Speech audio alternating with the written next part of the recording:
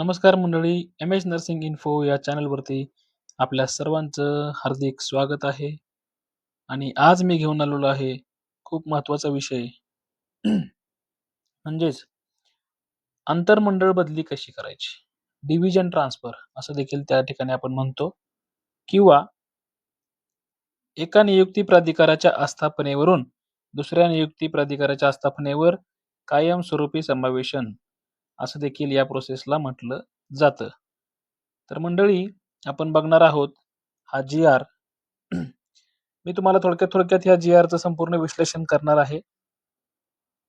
आणि हा जी आर महाराष्ट्र राज्यातील सर्व गट क कर्मचारी, त्याच्यामध्ये MPSC मार्फत नियुक्त झालेले कर्मचारी सोडून, पुन्हा एकदा ऐका, MPSC द्वारे नियुक्त झालेले कर्मचारी सोडून जे इतर सर्व विभागातील है ना, महाराष्ट्र शासनाच्या सर्व विभागातील गट क संवर्गातील कर्मचारी यांच्यासाठी हा जी आर लागू होतो.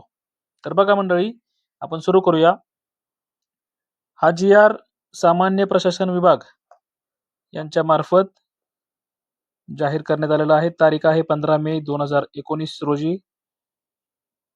जी आरचं टायटल आहे शासकीय कर्मचाऱ्यांच्या विनंतीनुसार संवर्ग अंतर्गत, है ना, हा शब्द महत्वाचा आहे. संवर्ग अंतर्गत एका नियुक्ती प्राधिकाराच्या आस्थापनेवरून दुसऱ्या नियुक्ती प्राधिकाराच्या आस्थापनेवर कायमस्वरूपी समावेशन करण्याबाबतचे धोरण. तर बघा, आता इथे रेफरन्सला हे एवढे 3 जी आर दिलेत, ते तुम्ही जी आर वाचू शकता. ओके. तर प्रस्तावना पूर्ण वाचायची आवश्यकता नाही. प्रस्तावनामध्ये त्यांनी काय दिलेलं आहे की बदली करणे हा एक कर्मचाऱ्यांचा अधिकार असतो, परंतु बदली ही ठराविक क्षेत्रामध्येच होत असते. ओके. म्हणजे एखादा कर्मचारी जर एखाद्या विभागाची परीक्षा देतोय, सरळ सेवा एक्झाम देतोय, तर त्या कर्मचाऱ्याला माहित असतं की त्याचं कार्यक्षेत्र कुठलं असणार आहे आणि त्याला आयुष्यभर त्या ठिकाणी नोकरी करायची आहे. तरी देखील तो त्या एक्झामला अपिअर होतो, सिलेक्ट होतो, त्या ठिकाणी काम करण्यासाठी ऑर्डर रिसीव्ह करतो. ओके. शासनाचं म्हणणं आहे की तुमची कर्मचाऱ्यांची बदली ही तेवढ्या क्षेत्रापुरतीच मर्यादित आहे.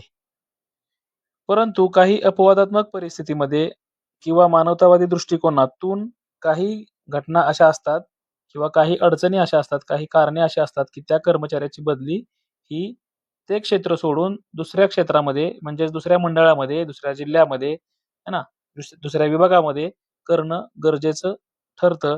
तर अशा परिस्थितीमध्ये कर्मचाऱ्याची बदली करण्यासाठी हे धोरण शासनाने अवलंबलं आहे. तर आपण बघूया शासन निर्णय. त्यांनी पहिल्यांदाच दिले की या शासन निर्णयाद्वारे संदर्भ क्रमांक 3 येथील 3/6/2011 चा शासन निर्णय हा अधिक्रमित करण्यात येत असून खालीलप्रमाणे शासकीय कर्मचाऱ्यांच्या विनंतीनुसार संवर्ग अंतर्गत एका नियुक्ती प्राधिकाराच्या आस्थापनेवरून दुसऱ्या नियुक्ती प्राधिकाराच्या आस्थापनेवर, म्हणजेच एका मंडळातून दुसऱ्या मंडळामध्ये कायमस्वरूपी समावेशन करण्याबाबतचे धोरण निश्चित करण्यात येत आहे. ओके. आता आपण बघणार आहे की याची पात्रता काय. एक पहिला क्रमांकचा मुद्दा काय आहे, कायमस्वरूपी समावेशनासाठी किंवा आंतरमंडळ बदलीसाठी.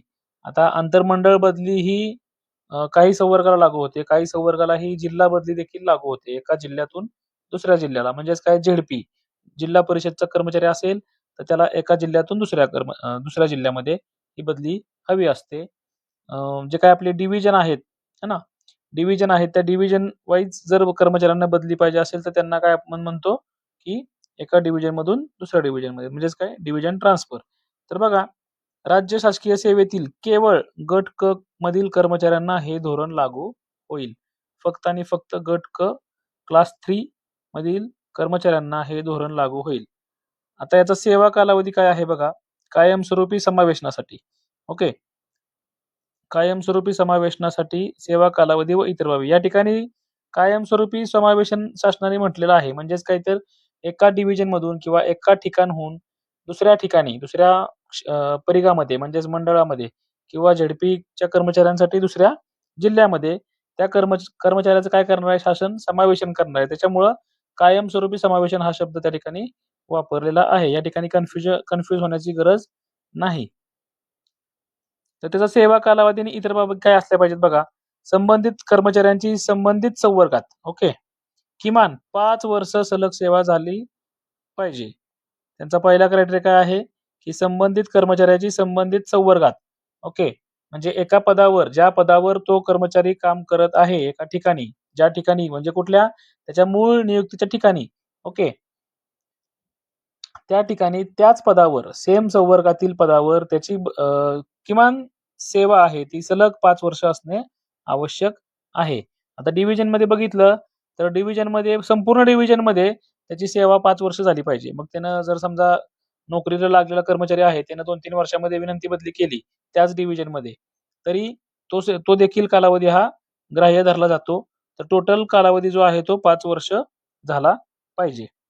बघा सेकंड काय आहे कर्मचारी ज्या संवर्गात कार्यरत आहे त्या संवर्गाच्या सेवा प्रवेश नियमात नमूद केलेल्या सर्व अहर्तांची पूर्तता करणे आवश्यक राहील. आता बघा प्रत्येक संवर्गानुसार त्याचे काय असतात सेवा प्रवेश नियम असतात. तर त्या सेवा प्रवेश नियमाच्या सर्व अहर्तांची पूर्तता करणं आवश्यक राहील. काय काय पदांमध्ये काय असतं की नोकरीमध्ये घेतल्यानंतर त्यांना काही ट्रेनिंग करावं लागतात काही एक्झाम द्यावे लागतात त्याच्यामध्ये विविध परीक्षांमध्ये त्यांना पास व्हावं लागतं ओके त्यासाठी हे दिलेलं आहे. नर्सिंगसाठी हे लागू होत नाही. सदर कालावधीत कर्मचाऱ्यास स्थायित्व लाभ प्रमाणपत्र मिळालेले असणे आवश्यक राहील. बघा सदर कालावधीत म्हणजेच स्थायित्व लाभ प्रमाणपत्र हे आपल्याला 3 वर्ष सेवा झाल्यानंतर हे मिळते. ते स्थायित्वाचे लाभ प्रमाणपत्र त्यांच्याकडे पाहिजे. आता नुकतीच जी सरळ सेवा झालेली 2021 मध्ये तर त्या कर्मचाऱ्यांची काय होणार आहे विशेष लेखी एक्झाम होणार आहे असं शासनाचं परिपत्रक आलं होतं. तर त्या कर्मचाऱ्यांना आता त्यांच्याकडे स्थायित्व लाभ नसेल है ना कारण प्रोबेशन पिरियड संपल्यानंतरच त्यांना स्थायित्व लाभ दिलं जातं. तर त्याबाबत शासन तुम्हाला काहीतरी सूट देऊ शकतं. तुम्ही त्यासाठी पत्रव्यवहार करा आणि शासनाकडनं फॉलोअप घ्या. संबंधित आपापल्या डेप्युटी डायरेक्टर यांच्याकडे तुम्ही काय करू शकता पत्रव्यवहार करू शकता. नेक्स्ट पॉईंट काय आहे मूळ संवर्गात त्यांची कामगिरी किमान ब दर्जाची असली पाहिजे. म्हणजे आता ह्याच्यामध्ये काय लागतं बघा तुम्हाला 5 वर्षाचे CR लागतात. तर CRचं तुमचं काय आहे किमान ब दर्जाची तुमचं काय पाहिजे मूल्यमापन झालं पाहिजे किंवा तुमचे किमान गुण हे 4 असले पाहिजेत CR साठी. आलं लक्षात. नेक्स्ट काय आहे संबंधित कर्मचाऱ्याविरुद्ध कोणतीही विभागीय चौकशी नसली पाहिजे किंवा कोणतंही न्यायालयीन प्रकरण चालू किंवा प्रस्तावित नसलं पाहिजे. आलं का लक्षात. कुठल्याही कर्मचाऱ्याविरुद्ध कोणतीही शिस्तभंगाची म्हणजेच विभागीय चौकशी जी आहे ती नसली पाहिजे आणि कुठलंही न्यायालयीन प्रकरण त्यांचं चालू किंवा प्रस्तावित नसलं पाहिजे. तर हे सगळे काय झाले इतर बाबी म्हणजे कायमस्वरूपी समावेशनासाठी त्यांच्या काही सेवा कालावधी आणि इतर बाबी ज्या आहेत त्या झालेल्या आहेत. नेक्स्ट आपण बघूया थर्ड पॉईंट काय आहे कायमस्वरूपी समावेशन कोणत्या कारणास्तव अनुज्ञेय राहील. ओके आता या ठिकाणी बघा परिशिष्ट 1 दिलेला आहे ते आपण बघणार आहोत की कोणत्या कोणत्या कारण असतील तरच तुमची ही डिव्हिजन ट्रान्सफर केली जाईल. जसं की शासनाने प्रस्तावनेमध्ये म्हटलं की काही मानवतावादी दृष्टिकोनातून ओके तर म्हणजे अशा कुठल्या गोष्टी आहेत की अशी कारणं म्हणजे अशा गोष्टी जर असल्या त्या कर्मचाऱ्याच्या बाबतीत तर त्यांची काय होईल कायमस्वरूपी बदली होईल एका संवर्गातून दुसऱ्या संवर्ग म्हणजे सेम संवर्गामध्ये परंतु एका डिव्हिजन मधून दुसऱ्या डिव्हिजन मध्ये. तर आपण ते पहिल्यांदा काय करूया परिशिष्ट 1 पाहून घेऊ म्हणजे तुमच्या काय होईल लक्षात येईल. बघा परिशिष्ट 1 काय दिलेलं आहे या GR मध्ये म्हणजेच जे काही कारण आहेत कारण या कायमस्वरूपी समावेशन करण्यासाठी किंवा आंतरमंडळ बदली करण्यासाठी डिव्हिजन ट्रान्सफर करण्यासाठी जे काही कारण आहेत ते कारण या ठिकाणी दिलेले आहेत. दिलेले आहे बघा जे शासकीय कर्मचारी केंद्र शासनाच्या the rights of persons with disability act 2016 व त्यात वेळोवेळी केलेल्या सुधारणानुसार स्वतः अपंग आहेत. बघा पहिले कारण काय कर्मचारी हा स्वतः अपंग असेल ओके आणि त्याला कागदपत्र काय लागणार आहे पुराव्यासाठी तर कायम अपंगत्वाचे किमान टक्केवारीचे सक्षम प्राधिकाऱ्यांनी दिलेले वैद्यकीय प्रमाणपत्र हे त्याचं काय झालं डॉक्युमेंट झालं. सेकंड काय आहे आता याच्याप्रमाणेच तुम्हाला काय असणार आहेत माहिती आहे का प्राधान्यक्रम असणार आहेत बदलीला ओके हे जे कारण दिलेले आहेत त्याच्याप्रमाणे काय असणार आहे प्राधान्यक्रम असणार आहेत. सेकंड कारण काय असणार आहे बघा जे शासकीय कर्मचारी ओके केंद्र शासनाच्या the rights of persons with disabilities act 2016 मधील परिशिष्टात विनिर्दिष्टपणे नमूद केलेल्या व त्यात वेळोवेळी केलेल्या सुधारणा असक्षम म्हणजेच काय स्पेसिफाईड डिसॅबिलिटी या शब्दात अंतर्भूत आजार असलेले मुलांचे किंवा मतिमंद असलेल्या मुलांचे पालक. ओके. आता बघा, पालक म्हणजे कोण? आई वडील किंवा ते नसल्यास ज्या शासकीय कर्मचाऱ्यांनी मतिमंद असलेल्या स्वतःच्या भावाचे किंवा बहिणीचे पालकत्व स्वीकारलेले आहे. म्हणजे याच्यामध्ये काय दिलेलं आहे? जर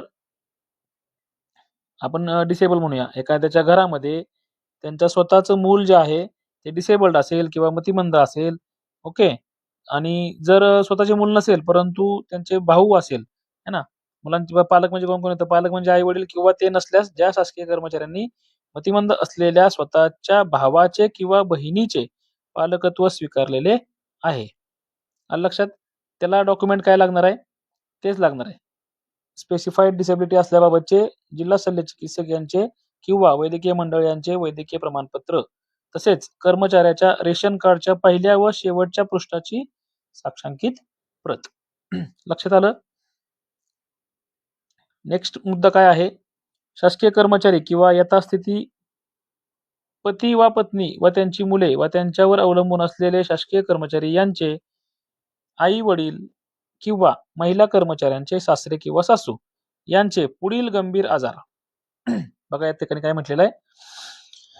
जर पुरुष कर्मचारी असेल त्याला बदली करायची आहे त्याचे आई वडील, ओके. किंवा जर महिला कर्मचारी असेल त्या महिला कर्मचाऱ्यांचे सासू किंवा सासरे. खालीलपैकी जर गंभीर आजार त्यांना असतील तर त्या ठिकाणी बदलीसाठी ते कर्मचारी पात्र आहेत. पहिले काय आहे? कर्करोग म्हणजेच कॅन्सर, पक्षाघात, पॅरालिसिस, मूत्रपिंड रोपण शस्त्रक्रिया किंवा डायलिसिस म्हणजेच काय किडनीचे कोणतीही ऑपरेशन झालं असेल किंवा पेशंटचं डायलिसिस सुरू असेल. नेक्स्ट आहे ब्रेन ट्यूमर किंवा मेंदूवरील शस्त्रक्रिया, ओके. मेंदूमधील गाठ किंवा मेंदूवरील कुठलंही ऑपरेशन झालं असेल, कोमामध्ये असतील, मनोविकृतीने ग्रस्त असतील म्हणजेच त्यांना कुठलाही मानसिक आजार असेल, त्रास असेल, ओके. आणि हृदय शस्त्रक्रियांची प्रकरणे, हार्ट सर्जरी त्यांची कोणती झाली असेल तर हे काय आहेत? हे गंभीर आजार आहेत. हे गंभीर आजार कोणाला असतील त्यांना डॉक्युमेंट काय लागणार आहेत? संबंधित गंभीर आजाराचे जिल्हा शल्य चिकित्सक किंवा वैद्यकीय मंडळ यांचे वैद्यकीय प्रमाणपत्र आणि आंतररुग्ण, बघा विषय काय? आंतररुग्ण किंवा बाह्य रुग्ण म्हणून औषधोपचाराची कागदपत्रे. तुम्हाला पहिल्यापासून जी काही फाईल आहे पेशंटची ती फाईल त्या ठिकाणी दाखवावी लागेल. तसेच शासकीय कर्मचारी यांचे आई किंवा वडील किंवा महिला कर्मचाऱ्यांचे सासरे किंवा सासू हे त्यांच्यावर अवलंबून असलेल्या बाबत पुराव्यासाठी कर्मचाऱ्याच्या रेशन कार्डच्या पहिल्या व शेवटच्या पृष्ठाची साक्षांकित प्रत. आलं का लक्षात? तुम्हाला काय काय लागेल? हे गंभीर आजार आहे, ते गंभीर आजाराचं सर्टिफिकेट जे आहे CS सिव्हिल सर्जन यांचं किंवा मेडिकल बोर्डाचं जे सर्टिफिकेट असतं ते लागेल.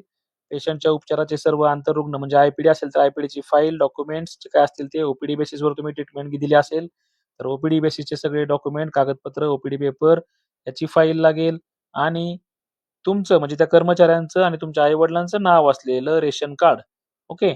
याचं तुम्हाला काय लागणार आहे? साक्षांकित प्रती लागणार आहेत. त्यामुळं महिला कर्मचाऱ्यांनी रेशन कार्डमध्ये नाव टाकणं हे देखील तितकंच महत्वाचं आहे. नेक्स्ट आहे विधवा किंवा विधूर कर्मचारी. पती पत्नीच्या मृत्यू दाखला हा लागणार आहे. प्रमाणपत्राची साक्षांकित प्रत. 5वा पॉइंट आहे पती पत्नी एकत्रीकरण. ज्या शासकीय कर्मचारी यांचे पती किंवा पत्नी केंद्र किंवा राज्य शासकीय किंवा निमशासकीय कार्यालय, महानगरपालिका, नगर परिषदा, जिल्हा परिषद किंवा पंचायत समिती अथवा शासकीय शैक्षणिक संस्थेमध्ये, त्याच्यामध्ये काय दिले बघा? शासकीय शैक्षणिक संस्था म्हणजे कुठल्या? शासकीय अनुदानित खाजगी शिक्षण संस्था वगळून, म्हणजे शासनाचं अनुदान मिळालेल्या खाजगी शाळा ज्या आहेत त्या वगळून, ओके, कार्यरत आहेत. अशा शासकीय कर्मचाऱ्यांना त्यांच्या पती वा पत्नीचे ज्या विभाग, जिल्ह्यात, तालुक्यात वास्तव्य आहे तिथे या शासन निर्णयात नमूद अटी व शर्तींचे अधीन राहून कायमस्वरूपी समावेशनाने जाण्याकरता. आता यांना काय लागणार आहे? त्यांचं काय लागणार आहे? कार्यालयाचं बोनाफाईड प्रमाणपत्र लागणार आहे. जर पतीला बदली करायची आहे तर पत्नी ज्या ठिकाणी कार्यरत आहे त्या जिल्ह्यात, त्या तालुक्यात बदली हवी असेल तर पत्नीच्या कार्यालयातील बोनाफाईड प्रमाणपत्र त्या ठिकाणी आवश्यक असतं. तर बघा हे 5 कारणं आहेत. कर्मचारी स्वतः अपंग असतील तर, कर्मचाऱ्यावर अवलंबून असलेले घरातले कोणी त्याच्या असक्षम असतील म्हणजे स्पेसिफाईड डिसॅबिलिटी असेल तर, कर्मचाऱ्याच्या आई-वडील किंवा महिला कर्मचारी असेल, त्यांचे सासू-सासरे असतील, त्यांना यापैकी कुठले गंभीर आजार असतील, तर ते कर्मचारी. ओके. नेक्स्ट आहे विधवा किंवा विधुर कर्मचारी. विधुर म्हणजे घटस्फोटित महिला. ओके. आणि 5वा आहे पती-पत्नी एकत्रीकरणांतर्गत. ओके. पती-पत्नी एकत्रीकरण हे ऑलमोस्ट सगळ्यांना माहितीच आहे. त्याचे डॉक्युमेंट देखील मी तुम्हाला पुढं सांगितलेले आहेत. ठीक आहे. आता आपण लिस्ट बघितली की कोणाकोणाची बदली होऊ शकते. काय-काय त्यामध्ये कारणं आहेत. नेक्स्ट आपण बघणार आहे संवर्गाअंतर्गत कायमस्वरूपी समावेशन म्हणजे काय? आता संवर्गाअंतर्गत म्हणजे काय? गट क मधील आपण मगाशी बघितलं की ही बदली फक्त कोणाची होणार आहे? गट क मधील कर्मचाऱ्यांची होणार आहे. केवळ समान पदनाम म्हणजे सेम तुमचं जे काही तुमची पोस्टिंग आहे, पोस्टिंग असलेलं तुमचं जे काही पदनाम आहे, पदनाम ओके. तर तुमचं काय पाहिजे? समान पाहिजे. समान वेतन श्रेणी ओके. त्याचं पे स्केल जे आहे ते समान पाहिजे. सेवा प्रवेश नियम काय पाहिजेत? समान पाहिजेत. आणि म्हणजे तरतुदी आणि समान कर्तव्य व जबाबदाऱ्या पाहिजेत. फॉर एक्झाम्पल यांनी दिले लिपिक आहे ना, लिपिक टंकलेखक पदावरून हे आहे तुमचं पहिलं कामाचं ठिकाण. त्या ठिकाणावरून दुसऱ्या डिव्हिजन मधील किंवा जिल्ह्यामधील लिपिक टंकलेखक पदावर त्या ठिकाणी बदली होऊ शकते. तलाठी पदावरून तलाठी पदावर ओके. तसंच नर्सेसचं काय आहे? स्टाफ नर्स या पदावरून स्टाफ नर्स या पदावरून स्टाफ नर्स या पदावर ओके. इंचार्ज या पदावर काय होते? बदली होते. नेक्स्ट आहे कायमस्वरूपी समावेशनाचे धोरण कोणत्या स्तरावर लागू होईल? या ठिकाणी म्हटलंय की जिल्हा स्तरावर. आता बघा काय काय ह्याच्यामध्ये म्हणजे उदाहरणार्थ झेडपीची जी काही ज्येष्ठता यादी असते ते जिल्हा लेवलला पकडलेली असते म्हणजे जिल्हा स्तरावरती यादी ठेवली जाते. त्यामुळं त्यांचं काय होईल? जिल्हा ह्या जिल्ह्यातून दुसऱ्या जिल्ह्यामध्ये आलं लक्षात. राज्यातील कोणत्याही जिल्ह्यामधून कर्मचारी जिथं काम करतो त्या जिल्ह्यामधून राज्यातील कोणत्याही त्याला कर्मचाऱ्याला बदली हवी असलेला जिल्हा ओके या ठिकाणी बदली होते. म्हणजेच काय? जिल्हा ते जिल्हा. सेकंड काय आहे? महसुली विभाग म्हणजेच आपण त्याला काय म्हणतो? सर्कल, मंडळे है ना. तर अशा कर्मचारी म्हणजे जो जो कर्मचारी संबंधित सर्कलला काम करतो तर त्याची बदली ही एका सर्कलमधून म्हणजे एका मंडळामधून दुसऱ्या मंडळामध्ये होईल. ओके. आणि थर्ड आहे राज्य स्तरावर म्हणजे ज्या पोस्ट अशा पोस्ट अशा असतात की त्यांची सिनियरिटी लिस्ट ज्येष्ठता यादी ही स्टेट लेवलला ठेवली जाते. अशा कर्मचाऱ्यांचे समावेशन करता येणार नाही असं या ठिकाणी म्हटलेलं आहे.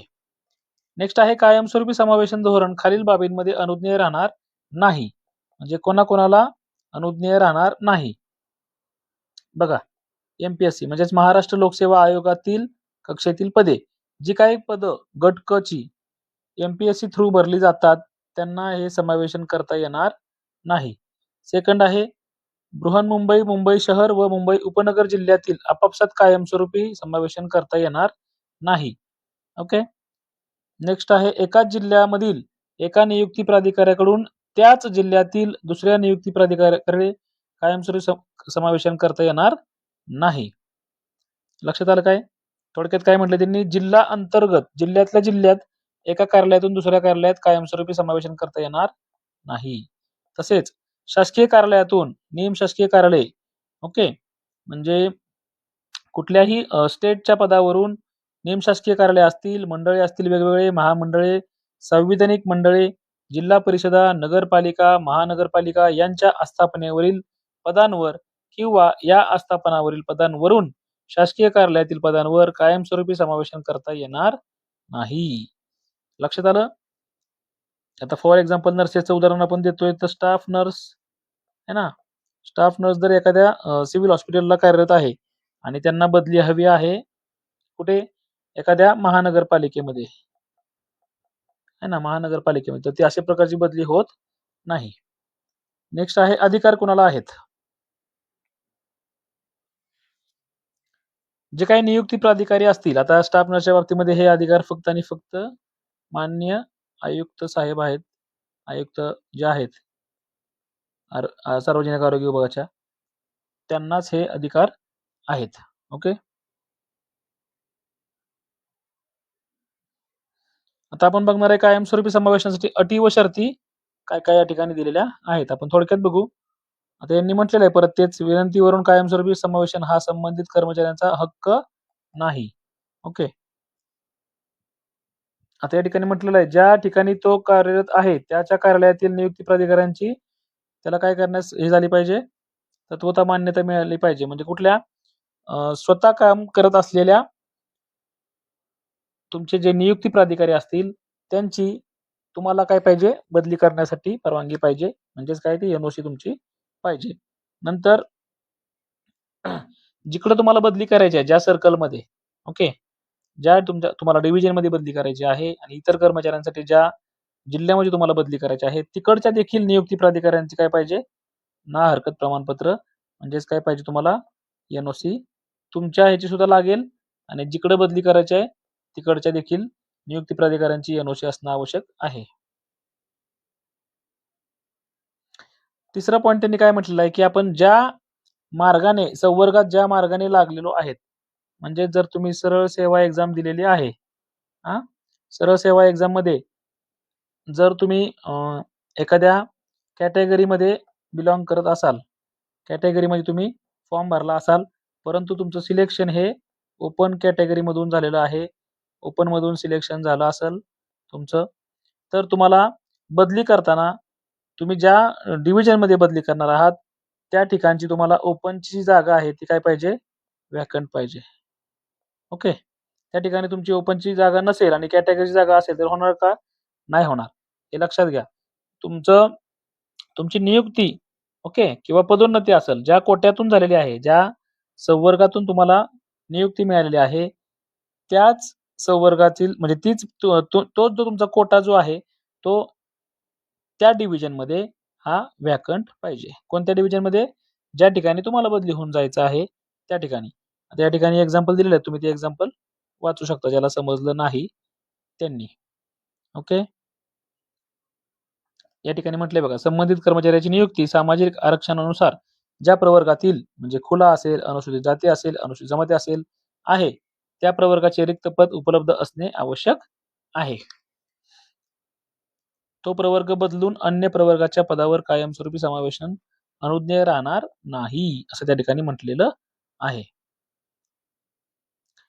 सेवा प्रवेशाचे नियम पाहिजेत, आवश्यक आहे अर्थ धारण करणे. ओके. नंतर जर तुमची कायमस्वरूपी समावेशनाने आदेश निर्गमित झाल्यानंतर त्याने तत्काळ समावेशनाच्या ठिकाणी रुजू होणे आवश्यक राहील. त्यासाठी कुठलाही म्हणजे तुम्हाला पदग्रहण अवधी मिळेल, है ना, तुम्हाला रिलीव्ह होण्यासाठी त्या ठिकाणी जाण्यासाठी प्रवासासाठी जो काही कालावधी लागेल 2-4 दिवसाचा तो त्या ठिकाणी तुम्हाला मिळेल. मात्र बदलीसाठी कुठलंही अनुदान मिळणार नाही, कुठलाही टीए-डीए भत्ता कोणताही तुम्हाला मिळणार नाही. ओके. परत तुमची बदली झाल्यानंतर संबंधित कर्मचाऱ्याचे कायमस्वरूपी समावेशाने आदेश निर्गमित झाल्यानंतर त्याच्या मूळ कार्यालयातील तुम्ही ज्या ठिकाणी पहिलं काम करत होता त्या ठिकाणी कुठलाही तुमचा पदावर अधिकार राहणार नाही, असं त्या ठिकाणी म्हटलेलं आहे. किंवा परत तुम्हाला मूळ कार्यालयात किंवा विभागात परत येण्याची विनंती मान्य करता येणार नाही. ओके. म्हणजे तुम्ही एकदा निर्णय घेतला तर घेतला, तुम्हाला परत त्या ठिकाणी माघारी येता येणार नाही. नेक्स्ट आहे, संबंधित कर्मचाऱ्याचे कायमस्वरूपी समावेशन झाल्यानंतर समावेशनाच्या पदावरील ज्येष्ठता तो त्या पदावर रुजू झाल्याच्या दिनांकास निश्चित होईल. तुमचं जॉईनिंग तिकडं दुसऱ्या सर्कलमध्ये ज्या तारखेला होईल त्या तारखेपासून तुमची सेवा ज्येष्ठता ही लागू होईल, असं या जी-आरचं म्हणणं आहे.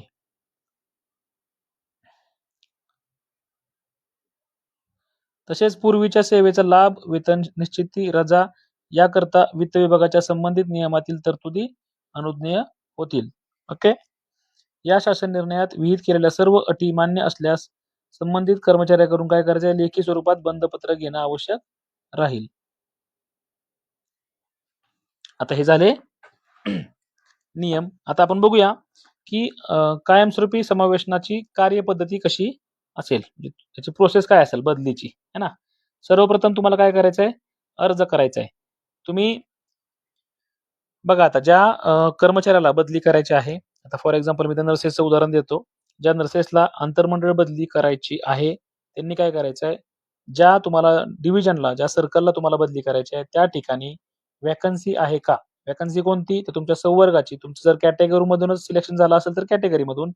जर तुमचं ओपनमधून सिलेक्शन झालं असेल, तर ओपनची व्हॅकन्सी त्या ठिकाणी तुमच्या पोस्टसाठी आहे का? हे तुम्ही काय करायचंय बघायचंय आणि तुम्ही काय करायचंय अर्ज द्यायचा आहे. अर्ज देताना काय करायचंय? कारण आहे. मगाशी आपण बघितलं परिशिष्ट 1.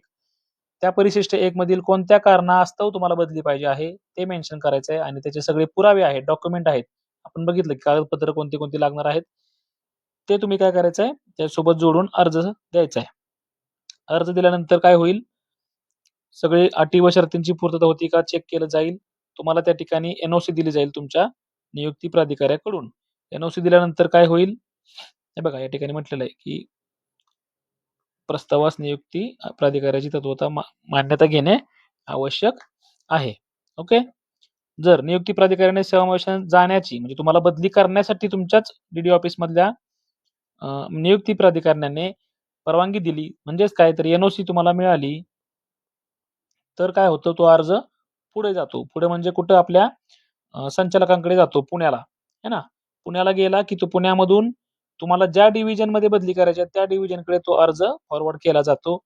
त्या ठिकाणचे डी-डी किंवा नियुक्ती प्राधिकारी आपण म्हणूया, ते काय करतात संबंधित नियुक्ती म्हणजे तुमची नियुक्ती ज्यातून झालेली आहे, मग ते सरळ सेवा असू द्या किंवा पदोन्नतीच्या कोट्यात असू द्या, त्या पदामध्ये म्हणजे त्या कोट्यातील पद रिक्त आहे का याची खात्री करतात आणि रिक्त असेल तर काय करतात तुम्हाला एन-ओ-सी समावेशनासाठीची सहमती असल्याचे एन-ओ-सी प्रमाणपत्र तुम्हाला दिले जाते. तुम्हाला म्हणण्यापेक्षा जे काही आपलं ऑफिस आहे, मेन ऑफिस, संचालक ऑफिस त्या ठिकाणी पाठवलं जातं. नंतर दोन्हीकडच्या एन-ओ-सी प्लस संचालकांचं हे ई-फायलिंग होतं माननीय आयुक्त साहेबांच्या परवानगीसाठी आणि माननीय आयुक्त साहेबांचे परवानगी आल्यानंतर ई-फायलिंगला शेअर आल्यानंतरच आपले काय होतं, हे जे परिशिष्ट दिलेत, परिशिष्ट 2 असेल, परिशिष्ट 3 असेल, परिशिष्ट 4 असेल. ओके. आता परिशिष्ट 4 मध्ये काय येणार आहे? आदेश असतील आपले कुठले? बदलीचे आदेश आणि परिशिष्ट 3 मध्ये काय असतंय? तुमचं रिलिव्हिंग कार्यमुक्तीचे आदेश आहेत ते परिशिष्ट 3 या जी-आरच्या खाली परिशिष्ट सगळे आहेत. तुम्ही ते वाचून घ्या आणि एक महत्त्वाचं तुम्हाला सांगायचं राहिलं परिशिष्ट 2 मध्ये जे काही आपल्याला बॉन्ड द्यायचा असतो, बंधपत्र 2 प्रतीमध्ये द्यायचा असतो ओरिजिनल. ओके. ₹500 च्या स्टॅम्प पेपरवरती. तर बघा आता आपण अजून एक महत्त्वाचा विषय बघणार आहेत, की या ठिकाणी चेकलिस्ट असते. तुम्हाला आंतरमंडळ बदली करण्यासाठी एक चेकलिस्ट लागते. तुम्हाला प्रस्ताव तयार करावा लागतो. तो प्रस्ताव तुम्हाला कसा तयार करायचा आहे? हे 18 तुम्हाला या ठिकाणी दिसतायत डॉक्युमेंट. ते डॉक्युमेंट तुम्हाला तयार करायचे म्हणजेच तुमचा काय आहे तो प्रस्ताव आहे. तत्पूर्वी मी सगळ्यांना विनंती करतो, ज्यांनी आपल्या या चॅनेलला सबस्क्राईब केलेलं नाही, लाईक केलेलं नाही, त्यांनी नक्कीच सबस्क्राईब करा. आपल्या जवळच्या मित्र ज्यांना बदली करायची आहे, आंतरमंडळ बदली, डिव्हिजन ट्रान्सफर त्यांना हा व्हिडिओ नक्कीच शेअर करा आणि तुमचे काही प्रश्न असतील तर नक्कीच कमेंटमध्ये सेंड करा.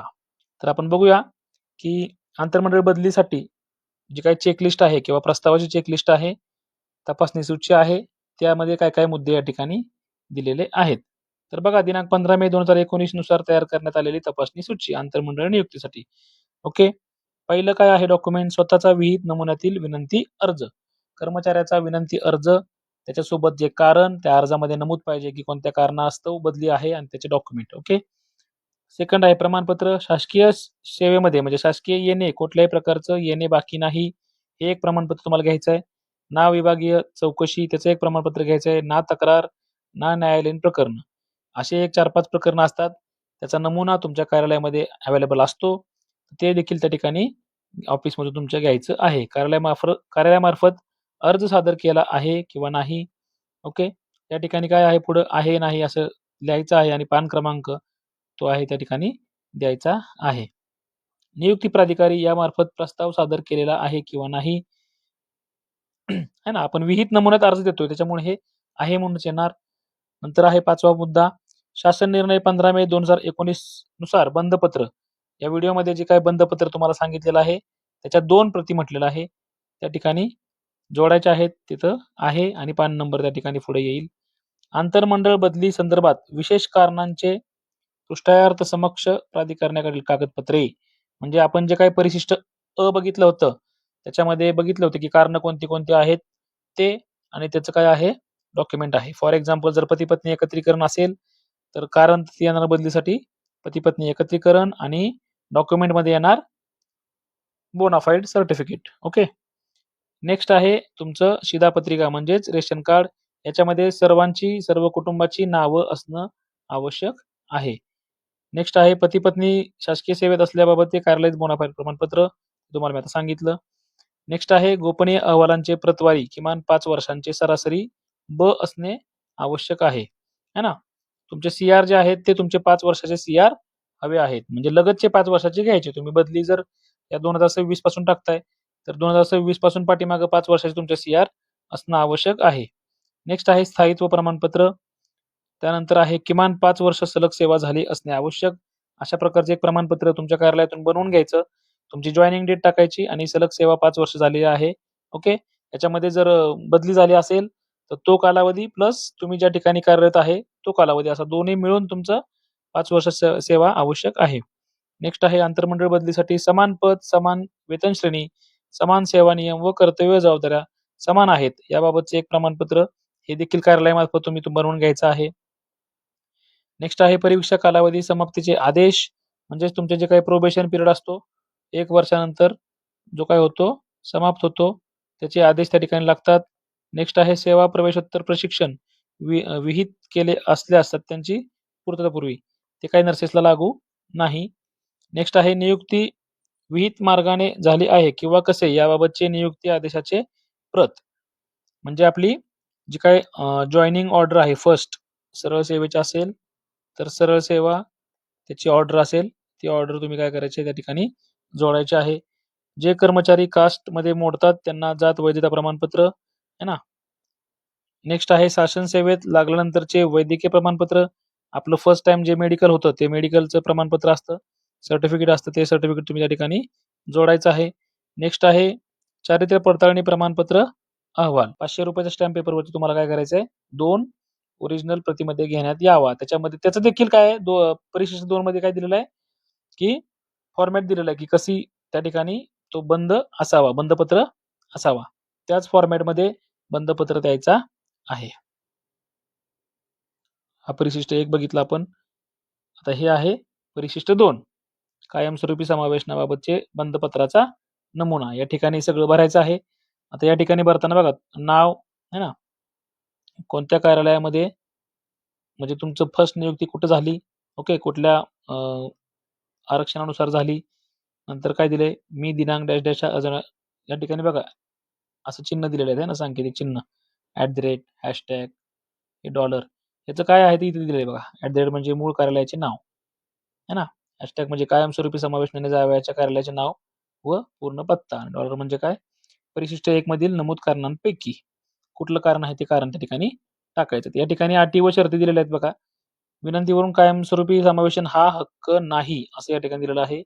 मी ज्या पदावर कायमस्वरूपी समावेशन करण्याची विनंती केली आहे त्या पदाच्या सेवा प्रवेश नियमातील अर्हता मी धारण करणे आवश्यक आहे.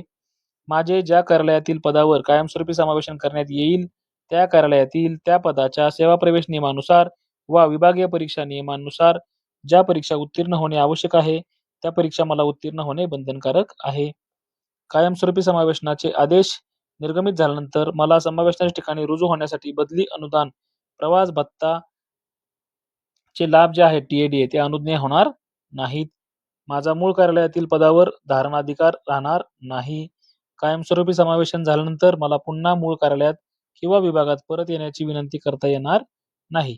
म्हणजे पुन्हा तुम्ही ज्या ठिकाणी होता त्या ठिकाणी जाण्यासाठी विनंती करता येणार नाही. समावेशनानंतरच्या कार्यालयात नोकर कपात कार्यान्वित झाली तर वित्त विभागाच्या तत्कालीन मार्गदर्शन सूचनानुसार कार्यवाही करण्यात येईल. कायमस्वरूपी समावेशन झाल्यानंतर समावेशनानंतरच्या नवीन पदावरील माझी ज्येष्ठता मी नवीन पदावर प्रत्यक्ष रुजू झाल्याच्या दिनांकास निश्चित होईल. मला माझ्या मूळ कार्यालयातील पदाच्या ज्येष्ठतेचे कोणतेही लाभ अनुज्ञेय राहणार नाहीत. मी समावेशनानंतरच्या नवीन कार्यालयातील माझा अगोदरच नियुक्त झालेल्या कर्मचाऱ्यांना कनिष्ठ राहील ही बाब मला मान्य आहे. असं त्या ठिकाणी काय केलंय बॉन्ड पेपरवरती लिहून घेतलेलं आहे. पूर्वीच्या सेवेचा लाभ, वेतन निश्चिती, रजा याकरता वित्त विभागाचे संबंधित नियमातील तरतुदी अनुज्ञेय होतील. माझे कायमस्वरूपी समावेशन संपूर्ण सेवेत फक्त एकदाच मान्य करण्यात येईल. या ठिकाणी नाव, कर्मचाऱ्याचे पदनाम, सही, दिनांक. ओके. तर असं या ठिकाणी आहे. परिशिष्ट 3 आहे. तो कार्यमुक्तीचा तुमचा आदेश आहे. ते काही तुम्हाला लागणार नाही. ते तुमच्या कार्यालयातून दिलं जातं. आणि परिशिष्ट जे 4 आहे ते काय आहे? कायमस्वरूपी समावेशनाने नियुक्त म्हणजे नियुक्ती देण्याबाबतची नवीन तुमची जी ऑर्डर असेल, ती ऑर्डर या पद्धतीने असेल.